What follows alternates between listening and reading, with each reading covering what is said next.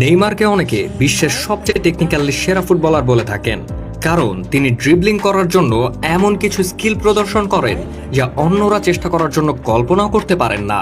অভিনব এসব স্কিলগুলো নেইমার অনেক প্রচেষ্টার পর রপ্ত করেছেন। নেইমারের এমন 4টি স্কিল দেখাতে চলেছি আজকের ভিডিওতে, যা নেই নেইমার ছাড়া বিশ্বের আর কোনো ফুটবলারের। চলুন তাহলে কথা না বাড়িয়ে মূল ভিডিওতে যাওয়া যাক। Number 1, rainbow flag.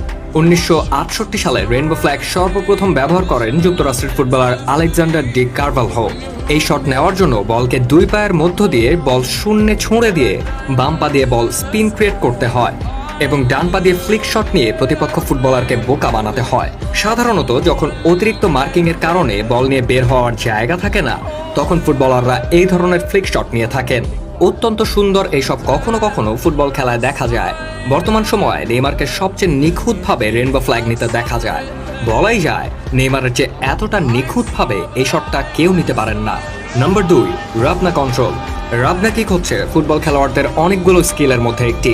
এটি নিখুঁতভাবে শুধুমাত্র ফ্রি স্টাইলাররাই নিতে পারেন। সাধারণত বিপক্ষ খেলোয়াড়দের বিভ্রান্ত করার জন্য এই শট নেওয়া হয়। এই শট নেওয়ার জন্য সাধারণত ডান পা পেছন দিকে ঘুরিয়ে বাম পাশে নিয়ে আসা হয় এবং ডান পাকে বা পা হিসাবে ব্যবহার করা হয়। রাবনার সর্বপ্রথম উদ্ভাবন হয় আর্জেন্টিনায় 1948 সালে।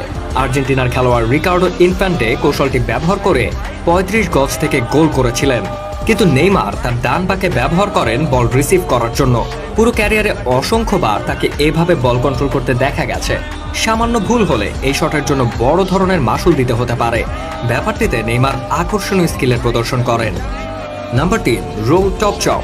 প্রতিপক্ষের ডিফেন্ডারদের ড্রিবলিং এর মাধ্যমে পরাস্ত করা আরেকটি মোক্ষম অস্ত্র হচ্ছে roll top chop skill. Neymar এই স্কিলটাকে এতটাই দারুণভাবে রপ্ত করেছে যে অনেকে এটিকে নেইমার চপ বলেও ডেকে থাকে। দুরন্ত এই স্কিলটি যারা শিখতে চান তাদের উদ্দেশ্যে বলি, প্রথমে আপনার ডান পা বলের একটু নিচের দিকে রাখতে হবে এবং বাম দিকে বল বোলিং করতে হবে এবং শেষমেশ বাম পা দিয়ে বলের গতিকে রুখে আবারও ডান দিকে প্রবাহিত করতে হবে। নেইমার রোল চপ স্কিলটাকে দারুণভাবে আয়ত্ত করেছেন, ফলে ড্রিবলিং এর সময় খুব দ্রুত তিনি ডিফেন্ডারদের বোকা বানাতে পারেন। নাম্বার 4, ইলাস্টিকো। নেইমারের অনেকগুলো স্কিলের মধ্যে অন্যতম হচ্ছে ইলাস্টিকো। এটিকে ফ্লপ ফ্লিক বা স্নেক বাইটও বলা যায়। এই শটটার এমন নামের কারণ হচ্ছে ইলাস্টিক যেভাবে প্রসারণ করার পর ছেড়ে দিলে পূর্বের স্থানে ফিরে আসে, এই শটটাও কিছুটা একই রকম। শট নেওয়ার জন্য প্রথমে যে কোনো পা দিয়ে একদিকে প্রবাহিত করতে হয় এবং মুহূর্তের মধ্যে আবার পূর্বের স্থানে ফিরিয়ে আনতে হয়। এতে করে মার্কিং করা ফুটবলাররা চরম মাত্রায় বিভ্রান্ত হন। এই শটটি বর্তমানে রোনালদো, মেসি থেকে শুরু করে অনেকেই নিয়ে থাকেন, তবে সবচেয়ে দারুণভাবে এটি এক্সিকিউট করতে পারেন নেইমার।